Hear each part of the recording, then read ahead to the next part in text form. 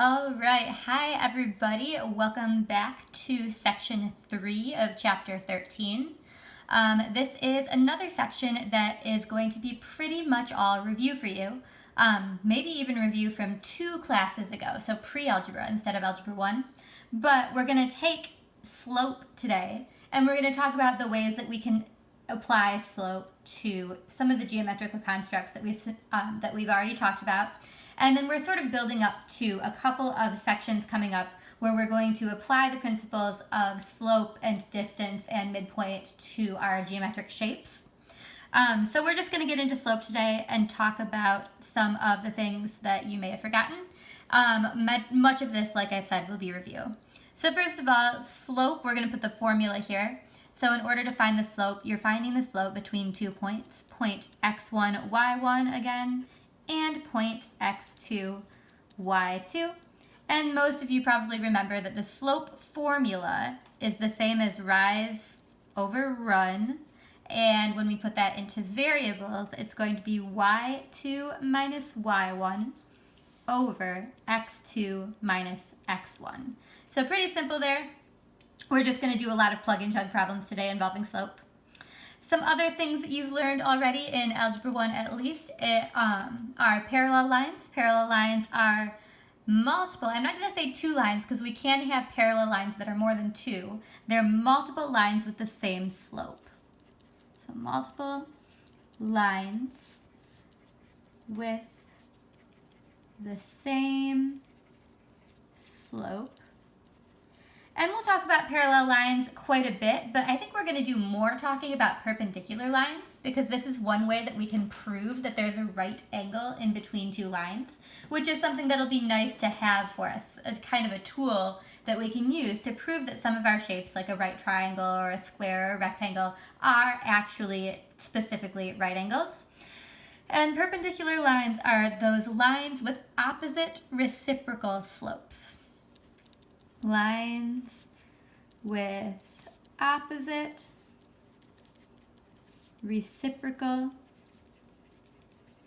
slopes. And in case you don't remember what opposite reciprocal is, the word opposite and opposite reciprocal means that the sign will be the opposite sign. So if it was positive, it'll be negative. Reciprocal means that a fraction will get flipped over. So for example, if you had the number 5 and you needed to turn it into an opposite reciprocal slope, the positive 5 would turn into a negative, and it'd be a negative 1 over 5. So we'd turn that into the fraction 1/5. If we start with a fraction, if we start with the fraction 2/7, then that will turn into, flip the fraction, make it negative, so negative 7 halves.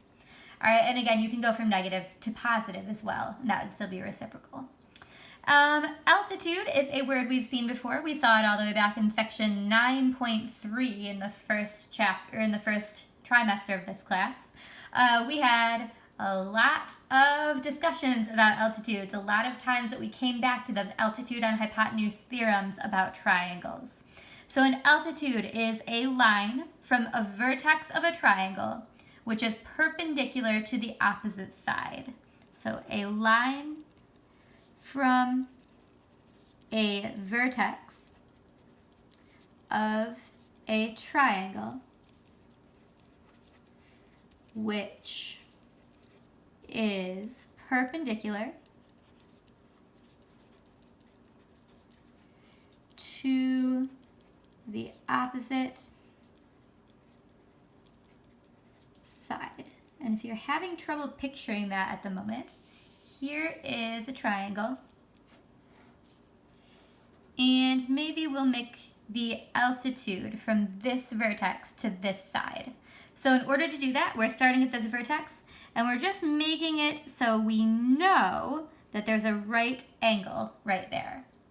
All right, and this might not hit right in the center. It might not hit at the midpoint. Here's an example of one that certainly doesn't hit at the midpoint. So here's the triangle, and if we go from this vertex to this side and we make sure that it hits at a right angle, it's more like right there. So the altitude doesn't need to hit at the midpoint of the vertex, or sorry, at the midpoint of the opposite side, but it does need to hit making a perpendicular to the opposite side. And that's why we can use slopes to help us find the altitudes. The last vocab word for today is collinear. And collinear is just a word that means 3 or more points on the same line. So 3 or more points on the same line. So maybe I've got this line right here, and point A, point B, and point C are collinear because they're all on that line. The reason that we have to use 3 and not 2 is because any 2 points are collinear. If I put a point over here and a point over here, those two must be collinear because there is a straight line that goes through both of them. We need to say collinear in order for it to be a meaningful definition is going to be 3 or more points, because A and B are always going to be on the same line, B and C are always going to be on the same line, but for all 3 of them to be on the same line, that's a more restrictive sort of situation. So coming down here, we're going to look at slope first of all, and just sort of the slope formula. So we're going to find parallel and perpendicular slopes. So find the slope between each pair of points. Are the points parallel, perpendicular, or neither?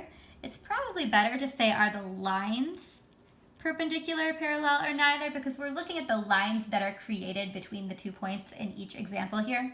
So are those lines parallel, perpendicular, or neither? So here we've got our 2 points. We've got our x1, y1, and our x2, y2. So we'll go ahead and put that in the formula. y2 minus y1 goes on the top. So we'll take negative 2 minus 1, y2 minus y1. On the bottom, we've got 8 minus 6. That's x2 minus x1.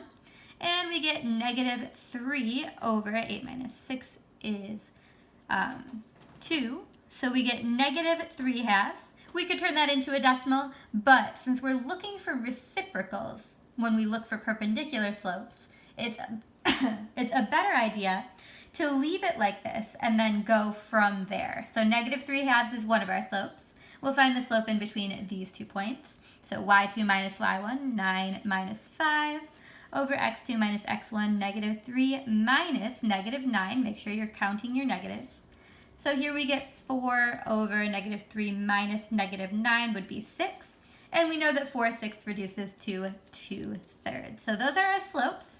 We check the slopes to see whether they're parallel, perpendicular, or neither. And we see that these 2 slopes are opposite reciprocals of one another.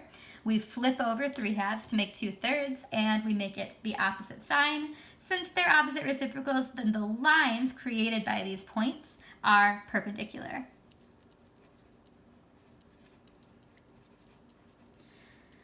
All right, so the next one, we're finding the slope of an altitude. So it says, what is the slope of the altitude to the hypotenuse of the triangle at right? This is the part of the question that tells us about which altitude we're talking about, because the altitude of a triangle can happen in 3 different places. There's an altitude to this side, there's an altitude to this side, and there's an altitude to this side. So this one says the altitude to the hypotenuse, which means it's the line that's perpendicular to the hypotenuse. So we just need to figure out, well, what's the slope of a line that's perpendicular to the hypotenuse? First, we need to figure out, well, what's the slope of the hypotenuse? So we'll go ahead and put the coordinates here. 1, 2, 3, 4, 5. This one's at 6, 1. This one is at 1, 2, 3, 4, 5, 6, 7. That's at 1, 7. So first we'll find the slope of the hypotenuse using the slope formula. So we've got the point 1, 7. Can you see that? Yep. And we've got the point 6, 1. And we'll use the slope formula in between those. So y2 minus y1, 1 minus 7 over x2 minus x1, 6 minus 1 gives us negative 6 over 5. So that's the slope of the hypotenuse. Slope of height. And it stands to reason then that the slope of the altitude to the hypotenuse would be perpendicular to this slope, which means it would be the opposite reciprocal of the slope. Easy to find that. We flip it over. So 5/6 has to be positive because this one was negative. So 5/6 is the slope of the altitude. Notice we're not going any further than that right now. We are going to be able to find out more information about that line of the altitude and different properties and features of that line, but we're not going to do that during this lesson. We'll get into that next time. Go ahead and turn this over. We'll do some more examples here. We will find the slope of the median of a triangle, and again, we haven't seen the median of we've seen the median of a triangle before, but we didn't talk about it yet today. It says, what is the slope of the median BD in triangle ABC with vertices A is 0, 3, B is 1, 9, and C is negative 5, 4? So again, the name of this median, remember that a median is a line that goes from the vertex of a triangle to the midpoint of the opposite side. The name of this median is BD. All right, and that means that point B is the point in the triangle that our median starts on, and it goes to D. And since it starts at B, if we draw any triangle that looks like ABC over here, it doesn't need to be our triangle, but if we draw a triangle ABC, any line that starts at B, it's going to go towards side AC. So median BD tells us it's median of B, and then whatever the midpoint of AC is, that's going to be point D. That's where our median is ending up. So we have to find the midpoint of AC in order to find the other endpoint of our median. So we'll find the midpoint of AC using the midpoint formula. So that would be here, x1 plus x2 over 2. So 0 plus 5 over 2. And y1 plus y2 over 2. So that would be negative 3 plus, not negative 3, sorry, 3 plus negative 4 over 2. And then we make that coordinate. So 0 plus 5 over 2, we'll put it as a decimal here, 2.5, because we're going to need to do some calculations with that. And then 3 plus negative 4 over 2 is going to be negative 0.5. And again, we're going to need to do some calculations. So we'll leave those as decimals for now. Because now we know that median BD, since this is point D, is going to have endpoints 1, 9, and 2.5, negative 0.5. So if we find the slope between these 2 points, we're finding the slope of the median. So let's do that. Slope formula here. I'll write my 2 points up here so I don't lose them. So 2.5 comma negative 0.5 and 1 comma 9. Those are my 2 points. So I'm going to take the slope formula and I'm going to say y2 minus y1, 9 minus negative 0.5 over x2 minus x1, 1 minus 2.5. And that's going to give me 9.5 over 1 minus 2.5 gives me negative 1.5.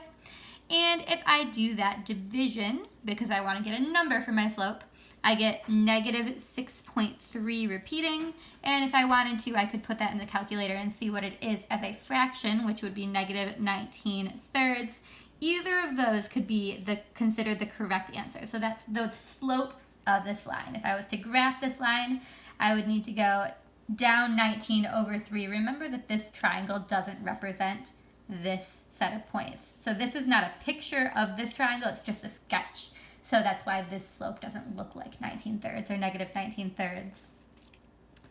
The next one, finding points given slope. So we've got a line. It says the slope of line xy is 5 thirds. If x is 2, 7 and y is negative 3 comma n, what is the value of n? You probably already know where we're going with this because this is the same thing that we do every time we see a problem that has the answer given to us and then we have to figure out one of the coordinates. We're going to use our formula as an equation and solve for that variable.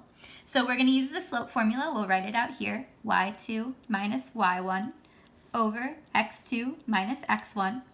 And it's equal to 5 thirds because our slope is 5 thirds. Now, we know these variables, right? We know that this is x1, y1 in that first coordinate point, and we know this is x2, y2. So we can just plug those variables in here.